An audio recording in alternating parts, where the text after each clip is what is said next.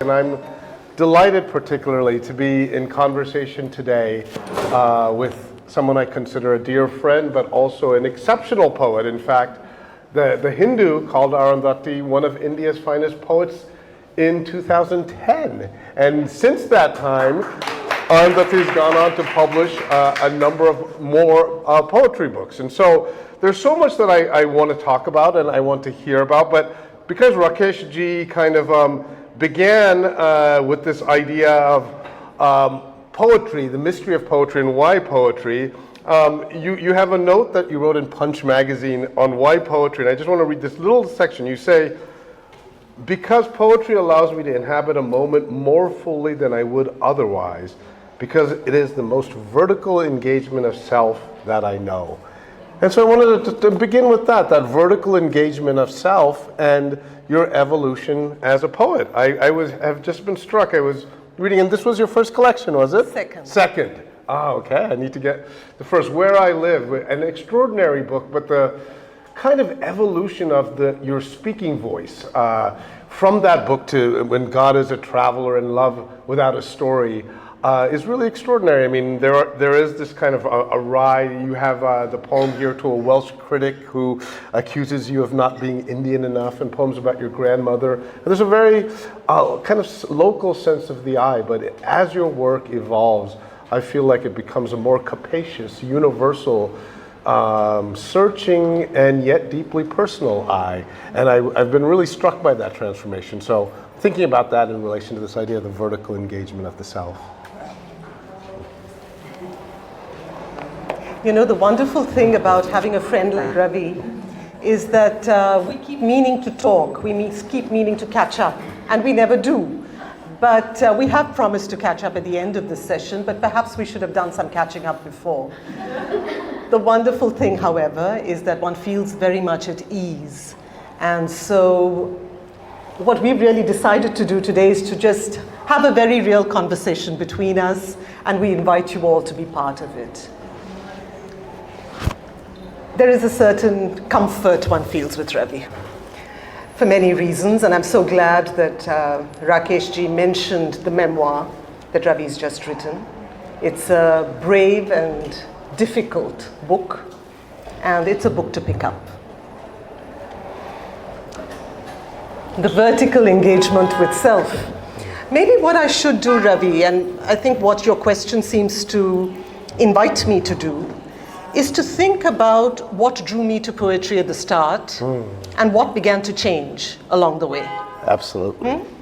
So I believe that when I look back on just being young as a child, having no clue of where one language began and another ended, this is what it meant growing up in that wildly polyglottal city of Bombay, where you really didn't know where Marathi ended and English began and Tamil ended and Gujarati began. But one of the distinctions that I think I was aware of in some nameless way as a child is the distinction between poetry and prose.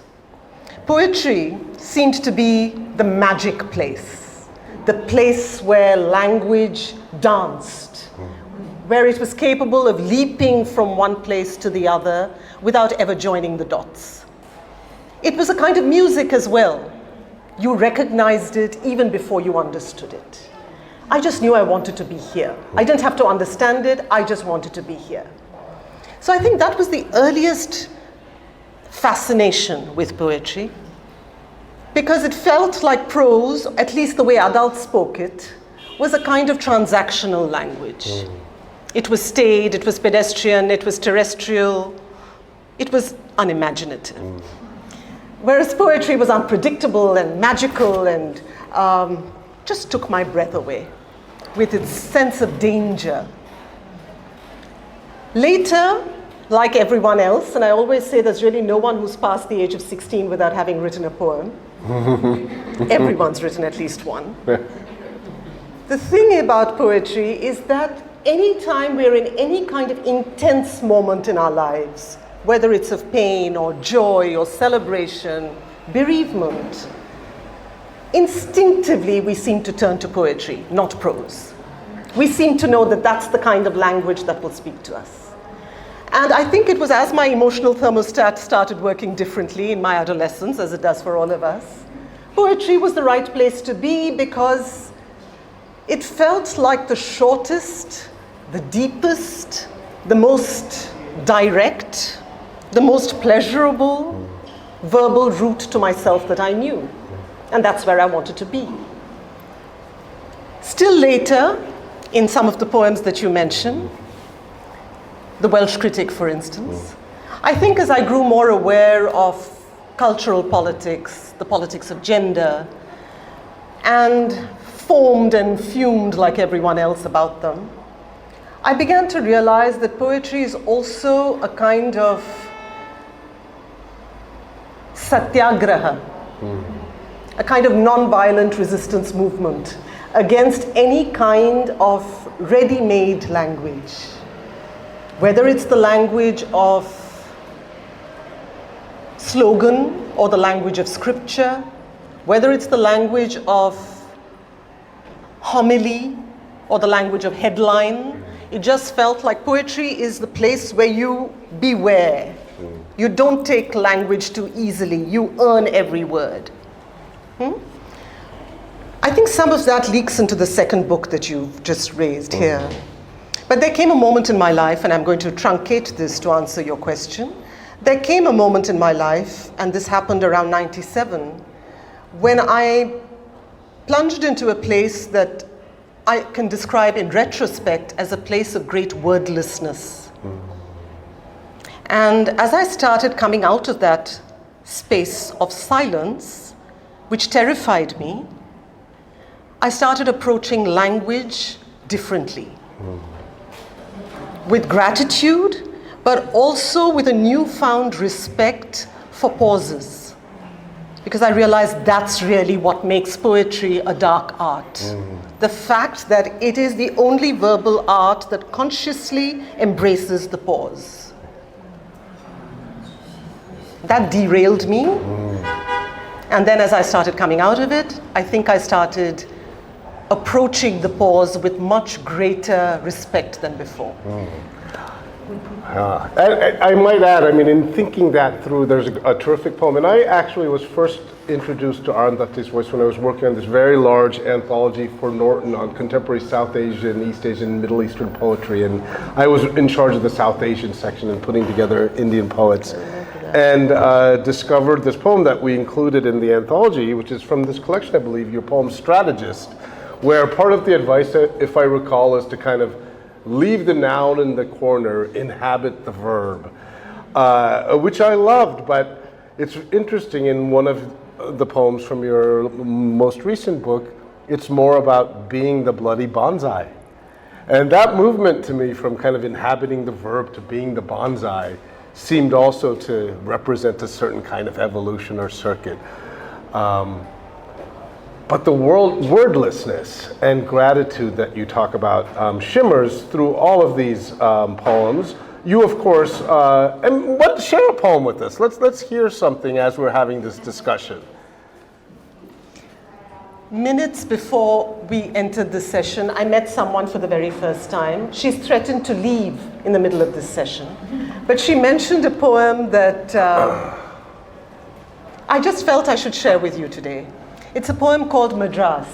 And I'd forgotten about the poem. I think it's in that book. So I may actually be rescued by text. But this is for you, Shobha. I don't know how many of you have actually been to Chennai. Far too many. Okay, that's a lot. Madras. I was neither born nor bred here, but I know this city of casuarina and tart mango slices, gritty with salt and chili, and the truant sands of the marina, the powdered gray jowls of film heroes, my mother's sari, hectic with moonlight, still crackling with the voltage of an M.D. Ramanathan concert. The flickering spice root of tamarind and onion from Mylapore homes on summer evenings. the vast opera of the Bay of Bengal, flambéed with sun. And the language is intimate as the taste of sarsaparilla pickle, the recipe lost, the sour cadences as comforting as home. It's no use. Cities ratify their connections with you when you're looking the other way, annexing you through summer holidays, through osmotic memories of your father's glib lie to a kindergarten teacher. My mother is the fair one. And the taste of coffee one day in Lucca, suddenly awakening an old prescription, Peabury, Plantation A, and 50 grams of chicory from the fragrant shop near the Kapalishwara temple. City that creeps up on me just when I'm about to affirm world citizenship.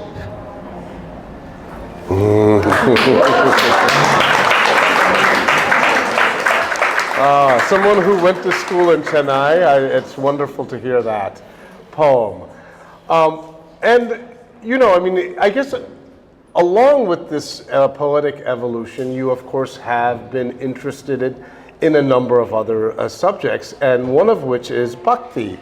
And you have, and I think it is in When God is a Traveler, where you have a poem about bhakti where you discuss it as a kind of an illicit liquid that you have in a flask to decant and take a sniff of. And there is a way, and I'm thinking now of your anthology, Eating God, in which you bring this notion of bhakti, of diving deep, of kind of submersion and submissiveness, and make it something really contemporary. You talk about the bhakti poets as almost writing the pop songs of their era, in a way. And so I'm wondering, I mean, out of that silent place that you came, it seems like there also was this kind of enlarged engagement with humanity, a kind of way in which your work, both personally but also collectively, was infused with this idea of connecting and transcending the boundaries of the self in some way. So, Ravi, I think I'd grown up, like many of us did in India, with the cadences of the bhakti poets in my ears. I think we all grew up with it. I'd heard it in classical music. I heard it when I watched classical dance performances. But it was only after my own spiritual journey began unfolding with a certain urgency, or my own quest began unfolding with a certain urgency, that I reclaimed these poets for myself as my literary ancestors, the kind that I'd never really known I had. I'd grown up with the American poets, the English poets, whom I still love deeply. I don't feel any need to repudiate them in order to love another set of poets. But I began to realize that there was something here that I had overlooked. And I think what it was the fact that bhakti, which means devotion, as we all know here, I believed that bhakti meant a meek, docile, bowing and scraping, groveling relationship with the divine. It was only when I started retrieving these poems for myself that I realized how wrong I was. I realized that this incredible bunch of literary ancestors was in fact reminding us that bhakti is not lily-livered at all. It is instead this wild, clamorous, passionate, argumentative, sometimes erotic relationship with the divine. It's an unappeasable appetite for God. And you could call it God, or you could just call it something more. And at various points, the bhakti poets stop and say, just call it what you want. It doesn't matter. And I think that's what drew me to them, and still draws me, Ravi. The fact that, for one, when you hear these poems, you realize that these are a direct, one-on-one unmediated conversation with God. When you read these poems, you realize you're actually eavesdropping on a deeply intimate conversation that's being conducted in some innermost recess of the human heart. And you're being invited. And these are poets who can do anything with these gods, because intimacy is the cornerstone of bhakti. So you can rail at your God, you can hurl cuss words at your God, you can throw a tantrum in verse, and you can call it a prayer. You can rage at God and say, this is a sacred poem. And of course, you can eat God, as some of them do, cannibalize God. You can make love to God. And you can dispense with God. And you can still be a bhakta. So you have Tukaram in the very last poem in this book, the 17th century poet. Tukaram says, for me, God is dead. I shall speak of him no more. Oh Lord, what an endless affair. In his praise, I cursed him. Now, I would like to sit still. So that's possible too with bhakti. And this extraordinary range of tones reminds me time and again, Ravi, that of something that I think we really need to hear more than ever today, which is the fact that dissent is really not disloyalty. And the bhakti poets are there to remind us of it. You know? They're there to remind us of it and they also tell us that contempt is not the way to approach this divine. Contempt is not the way to approach anyone. They approach the divine with love. But it's the love that empowers them to argue, to disagree. And I think this is just a wonderful reminder, which the bhakti poets give us like none other, that there is no other. No other at all. And that allows them to speak to the divine with this intimacy, because the underlying premise is that the self and the other, bhakta and God, can never be kept apart. However hard they try, the union is just a matter of time. That allows them to speak in tones that might seem to us to be transgressive and audacious, and that's what makes them so dazzling. The other thing, of course, is the body, but I'm not sure we have time for all of this. What I'm going to do, though, is to share with you this particular book, Eating God. And this is an anthology of bhakti poetry that I edited for Penguin some years ago, and it has some of Ravi's translations of Andal in it. So while I pause, and before I come back to talking about the body, I'd actually like you to read a poem from it. Okay. Yeah? Yeah. Okay. I will say this collection of translations I co-translated with the Indian poet and novelist Priya Sarukai Chapriya, and I haven't really talked to you that much about that experience, but for me it was a very singular poetic experience. Tamil is my mother tongue, but in translating Andal, I felt kind of possessed by the divine feminine in this way. It sounds oracular and corny to talk about, but I really felt moved in a way that I haven't really experienced before or since. And so, let's see. Oh, okay, sure. Okay, and let's see, where is Andal here? Do you know?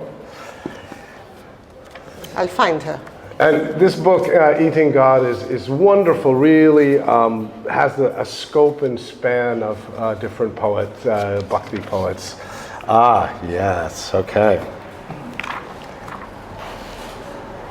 This is Andal. For those of you who don't know Andal, a terrific Tamilian poet from Sri Villiputtur, the only female Vaishnavite saint of the 12 saints. Her father was Periyalvar, and she was kind of a foundling, and composed this extraordinary work that does all of the things that Arundhathi was talking about. Is deeply erotic, but the thing she longs for is the divine. That addresses Krishna from the guise of a gopi in this querulous and argumentative and erotic and all of these kinds of things. And she wrote all of this work before the age of about 14 or 15, at which point she apocryphally disappeared. So it was a remarkable poet, Andal. My bones are immaterial. The lance of my eyes is unsheathed. Insomniac, sunken in sorrow even when I whirl round like arms of galaxies. Still, I do not see the boat they call Vaikuntha. Dear Cole, you know well the pangs of parting from your beloved. Please go to the golden-hued Garuda, cloak lord, and convince him to come to me. I long to bathe his long feet, the dark lord of Viliputur, where swans bob, where my eyes, which have, like fighting carp, known no rest, can finally settle. I'm begging.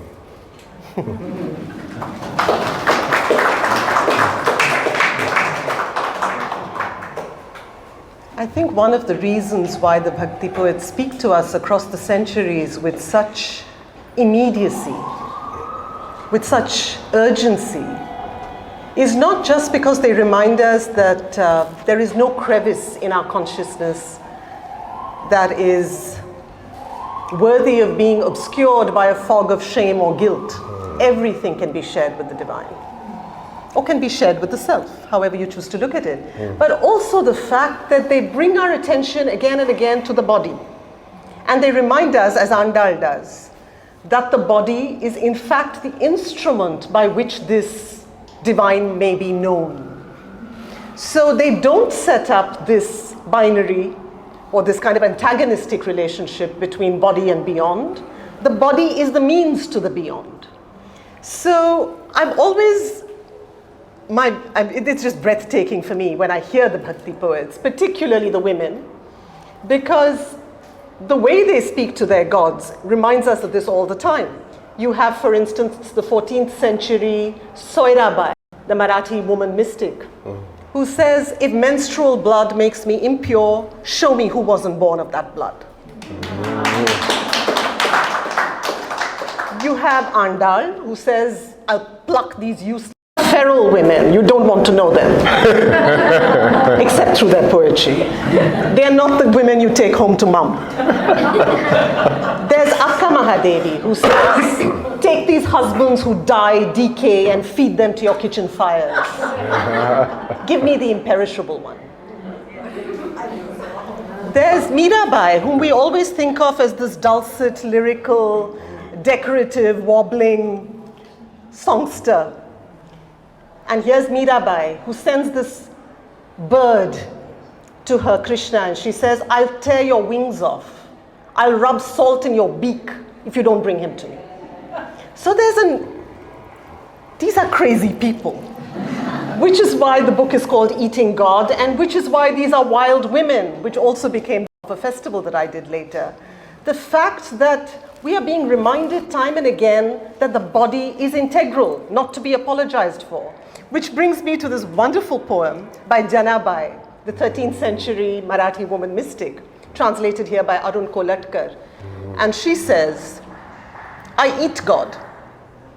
She's a maidservant. First we must give a context to Janabai. Janabai is a maidservant in the house of a celebrated poet called Namdev. And she says, I eat God. I drink God. I sleep on God. I buy God. I count God. I deal with God. God is here. God is there. Void is not devoid of God. God is within. God is without. And what's more, there's God to spare. And how can I not at this point also pause and mention Annamacharya? Annamacharya is a 15th century Telugu poet who wrote poems, songs really, to his beloved deity, which is Venkatesh of Tirupati, whom he calls the God on the hill.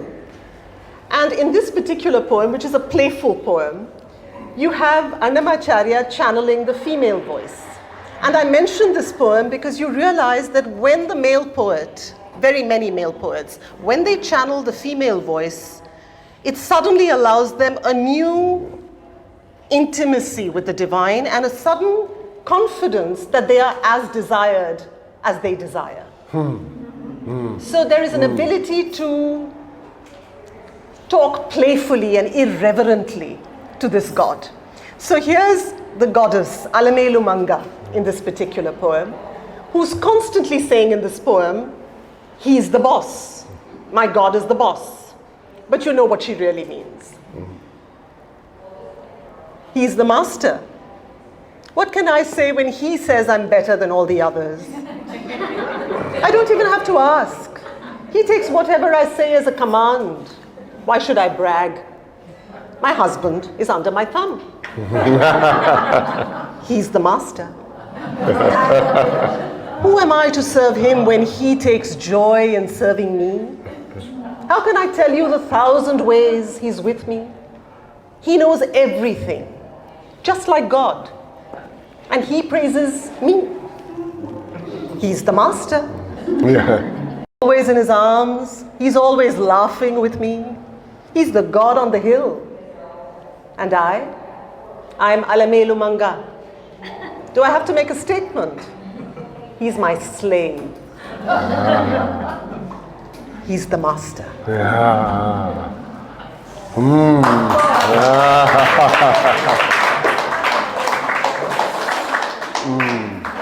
It is such a reminder that the closer you get with these poets, the closer you get to that place of sexual union in these poems, which is of course also a metaphor for the mystical union, that really every role and every definition falls away.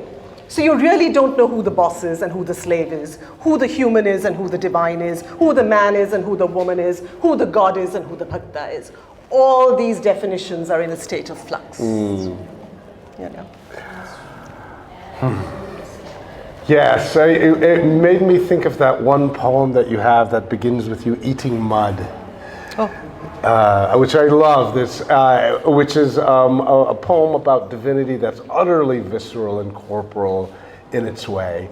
And I think we should probably, because this is such a rich conversation and there's so much we could talk about, and I would love to hear at least one more poem before we finish, but I would be remiss not to ask you about your other strand of work, the work that you've done on the Buddha and your work with Satguru, the biography that you wrote, and how that fits in everything that we've been talking about with respect to bhakti, your own poetic journey, your sense of identity as an artist.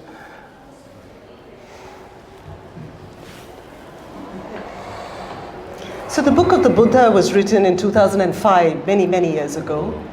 And it was the result of a long-standing fascination, preoccupation with the Buddha, as simple as that. But I don't think I'd quite realized the enormity of writing about that particular subject. And I think it came home to me only when I met Sadhguru. That's when I realized the challenges and the rewards of writing about a living mystic. The thing about living mystics is that they're always there to contradict you. So I had the license with the Buddha that I did not have with Sadhguru. But it was a roller coaster journey, that particular biography of Sadhguru's, which was called More Than a Life and published in 2010. And it was potholed by doubt and many crises of faith. But it's a book I stand by primarily because I think it is a portrait of an extraordinary and fascinating human being, which is suffused, I think, with wonder, but it is not without inquiry. So I was very clear when writing it that I didn't want to write a hagiography, but I was certainly not going to sanitize it of this sense of awe, which I also felt in his presence and as my own journey deepened. So I think it's a combination of both, that particular book. But it actually strikes me, Ravi, that it feeds into a book that I've just written, which was out last year, which is a book of essays called Women Who Only Themselves. And I mention it because I realized, well, I'd written about one dead mystic and one living mystic, but both were men. And there was a deep desire to tune into the voices of women, not just because of some kind of token gesture of inclusion, but because I believe all of us feel the need for a less lopsided, more inclusive legacy of the spirit. I think we all have a thirst for that. It's a natural thirst. And so I wanted to hear the voices of less documented women. And that became the basis of the new book, which is conversations with less unknown women, really, who walk the spiritual path in utterly idiosyncratic ways, contemporary women, one who is contemplative, the other who is ecstatic, one who is a monk, the other who is a lay person, one who is a yogini, one who is a tantric or tantrika, one who speaks of meditation and the other who speaks of being plummeted into her body and learning from her body. So very diverse quests, very diversely articulated, but to my mind, a reminder again of the many ways in which people wear themselves. In fact, the sartorial metaphor is quite intentional because one of the women wears a monk's ochre. Another woman chooses to give up ochre and wear blue jeans. And yet another decides to wear no clothes at all. So, really nothing uniform about these women. Well, I would like to hear at least one more poem from Arundhati, and then I think we should have a little bit of time for some questions. I know that many of us have questions. It's been such a fascinating conversation. Will you kind of finish this segment by sharing another poem of your choosing? I have a lot of favorites myself, but... Name them. Oh, gosh. Well, I mean, I think The Love Without a Story is a poem that I really like. Woman as a Landscape. That poem about eating mud is one of my favorites. There are so many. Okay. Yes. Okay. I was going to read a poem called When God is a Traveler, which was the title poem of my last book. But I'm going to change now because Ravi wants me to read Mitti. Mitti, yes. Yeah. So Mitti, you know, is a word that means soil. And some years ago, a newspaper got in touch with a few poets in India and asked us to use Indian words in a language other than English and incorporate those words into our poem. And the idea appealed until I received the word. And the word was Mitti. And I wasn't sure what to do with the word. But as I often say, I'm glad I stayed with the word because it led me to questions that I hadn't quite anticipated myself. Mitti. As a child, I ate mud. It tasted of grit and peat and wild churning and something else that I could never quite find a name for. Later, I became a moon gazer, always squinting through windows, believing that freedom was aerial, until I figured that the moon was a likely mud gazer, longing for the thick sludge of gravity, the promiscuous thrill of touch, the license to break, to make, to remake.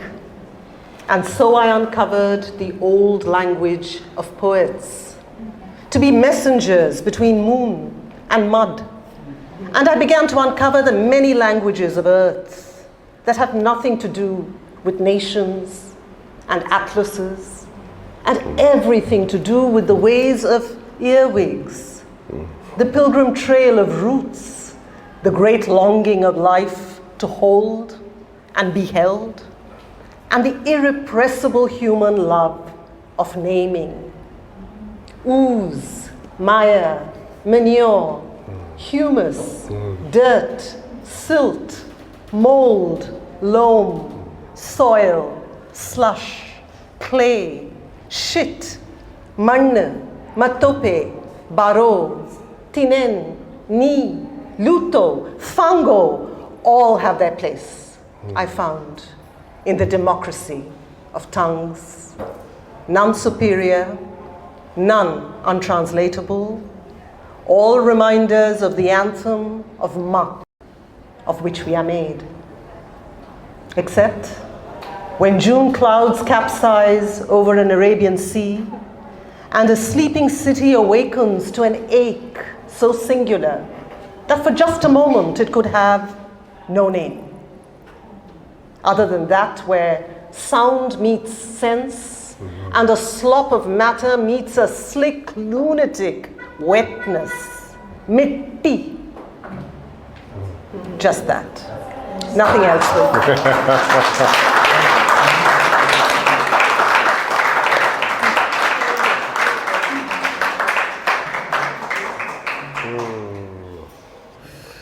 Thank you so much for sharing that. Thank you.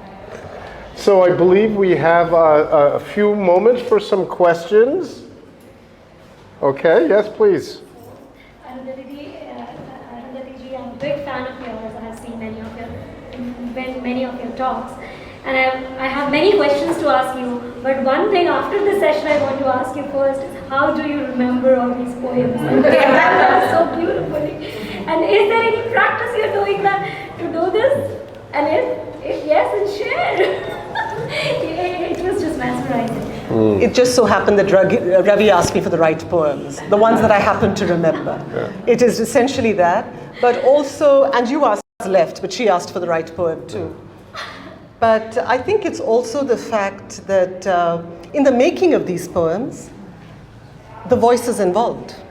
So it's not like you write a poem and then learn it up. That's not how it works. It is that the voice is involved and breath is involved in the making of the poem. So in some way it's imprinted quite deeply on the self. And it shows. Rakesh ji.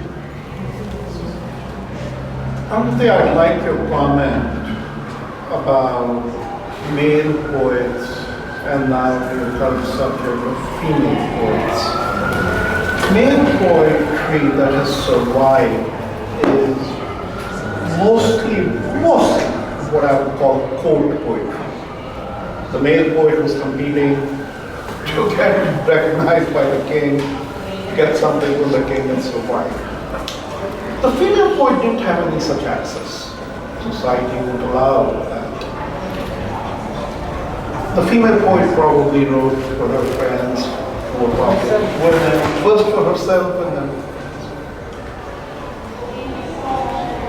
Coming to Bhakti poetry, I know everybody starts with this notion that it was a movement that started in but it's uncanny how the Bhakti poetry is synonymous with the yogini. The 64 yoginis, they are fierce, they are ravenous in their hunger. If I was a god and I saw them coming, I would run the hell out of them. As you should.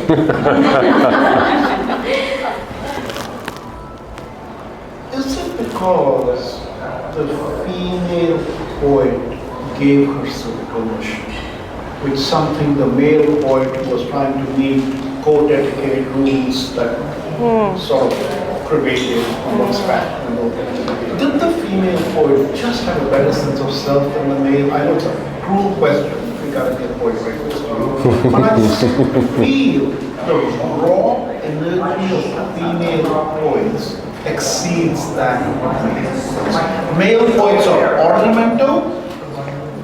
Female poets are pure, raw, fire.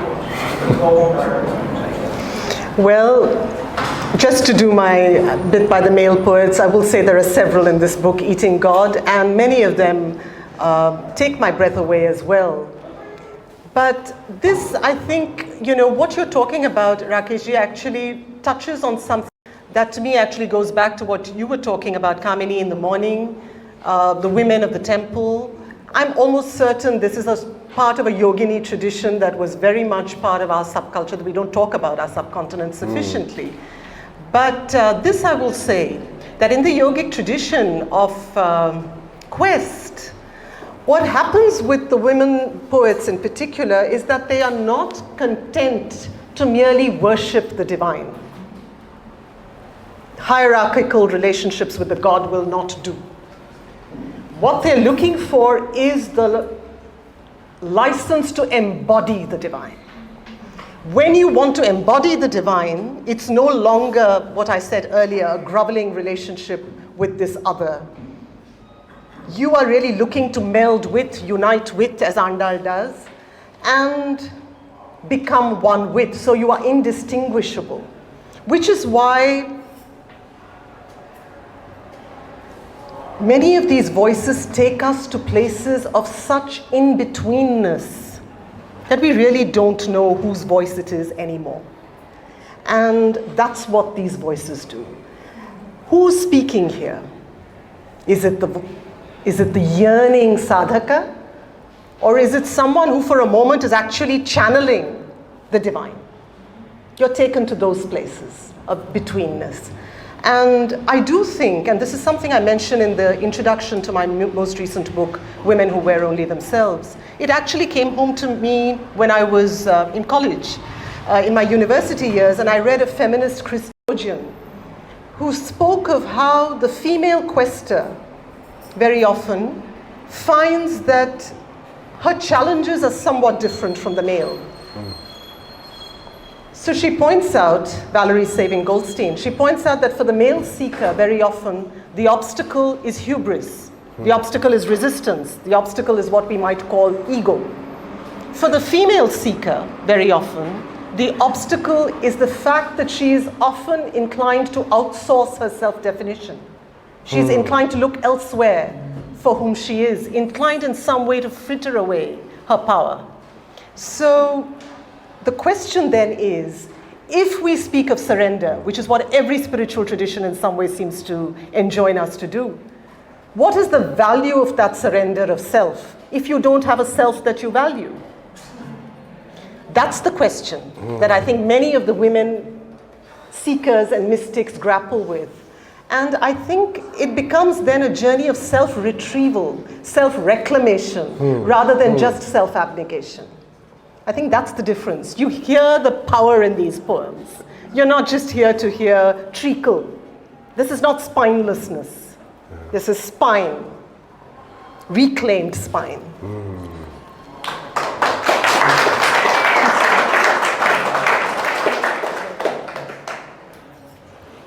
So this is a bit of an overall question related to some of these wonderful things you explained.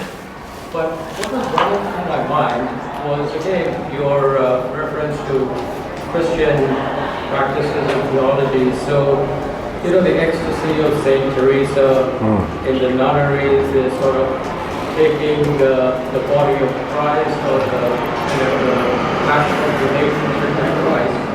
So it seems to me, we're talking of a phenomenon.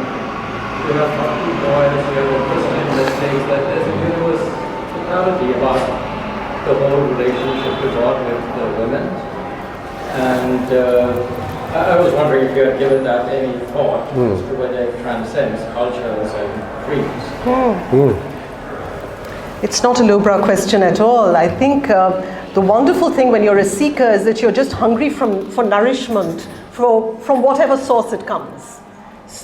You're not making out a case for any one tribe being superior to another. You're just looking and you're just grateful.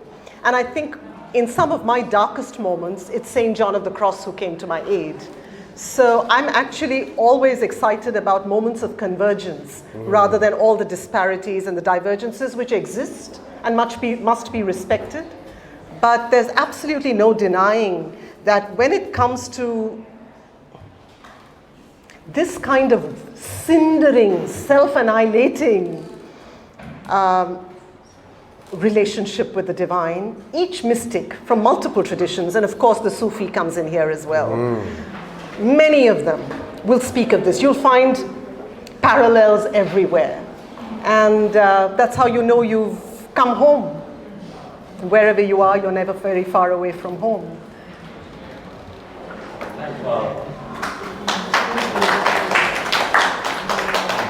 I think maybe time for one more question, and then there's still a wonderful reception to be had.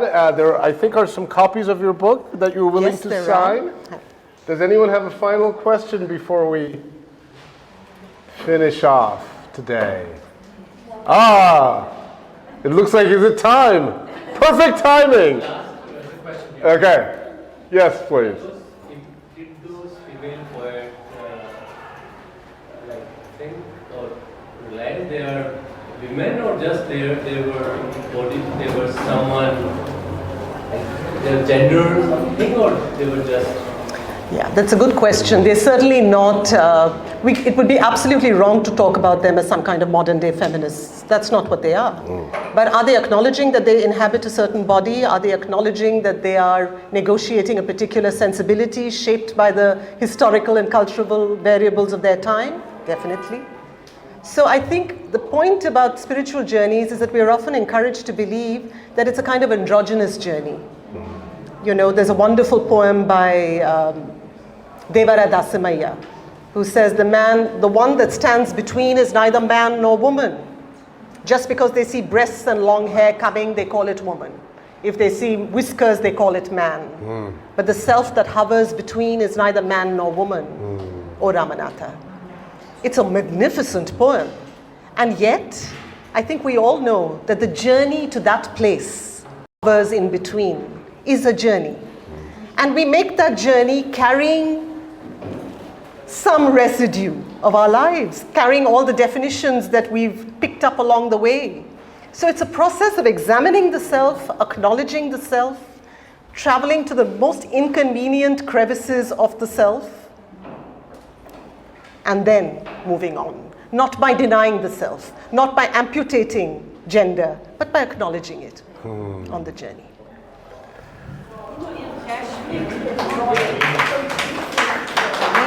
Yeah.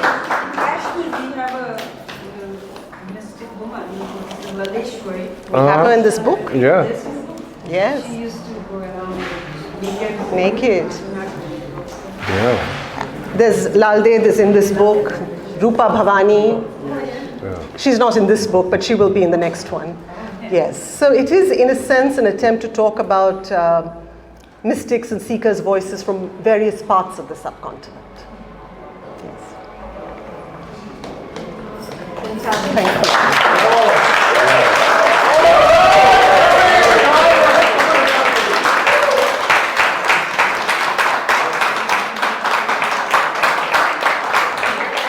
Rakesh, do you want to say anything about tomorrow's events at all? Thank you all for this wonderful discussion. Yeah, so this completes our first day. Obviously, we keep the high note for the end. And then tomorrow we have intense conversations that will begin at 11 a.m. Please try to get here at 10, because part of the joy is Sambandh, right? Sambandh. You meet people that we have brought from all over the world. So you can have coffee or some, but you meet them and start the relationships, because that's what we are. We're about creating a community here. And we are going to end tomorrow with something that I have been a pioneer of. Translations. We started with our keynote speaker, Daisy Rockwell, but we're going to end with children's lit. So we have our own rituals. First day ends with poetry, second day ends with children's lit. And as part of the children's lit, before you leave, or tomorrow, go to the exhibit, The Wall of Wounds, and just write something. Please. That's our request. Now, let's all go buy Arundhathi's books.